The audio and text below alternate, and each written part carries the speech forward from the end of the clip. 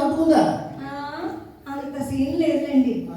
పక్కింటి పంకజము శ్రావణ మాసం కదా, ప్రతి షాపులోనూ డిస్కౌంట్ ఇస్తారంటే అవకాశం మిస్ చేసుకోకంటే పేపర్లో చూస్తున్నాను ఎక్కడెక్కడ డిస్కౌంట్లు వస్తాయి, ఎక్కడ ఎక్కువ డిస్కౌంట్లు ఇస్తారా దానికి వెళ్దామా చూస్తున్నాను అంతే.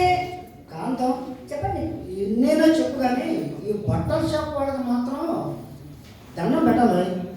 వాళ్ళు ఏదో మాయ చేసి ఎవరికి మిమ్మల్ని డిస్కౌంట్ పేరుతో షాపులు తీసుకొస్తారు. మేము ఒక 10 షర్ట్లు చూపించండి అయ్యా అంటే ఎగాదిగా చూస్తాడు. కానీ మీరు 100 చీరలు చూపించమన్నా ఓటు కోసం వచ్చే రాజకీయ నాయకుడు చెరగని చిరునవ్వుతో చూపిస్తూనే ఉంటాడు. నిజంగా మీ మహిళా మండలికి దండం పెట్టాలి. మరి ఆయన చెప్పండి, మహిళలో మజాక. అవునులే, నిజమే. సరే కదా, ఉండండి బ్యాగ్ తెచ్చుకొస్తా. ఏమిటి డిస్కౌంట్ షాపే అది?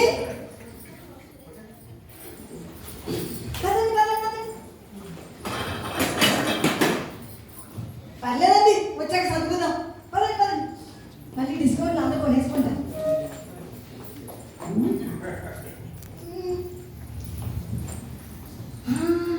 ఇది కాదా? కాదు, ఇది అది కూడా కాదండి. ఓ డిస్కౌంట్ ఉన్నాయి కదా? కాదండి.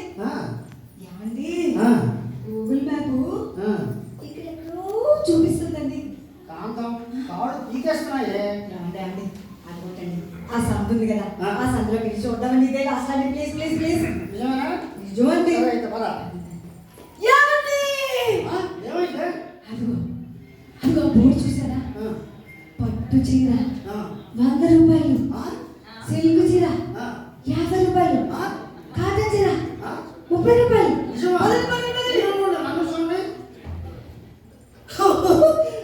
పిచ్చి మొహమా, అది బట్టల షాప్ కాదే, డ్రై క్లీనింగ్ షాపే.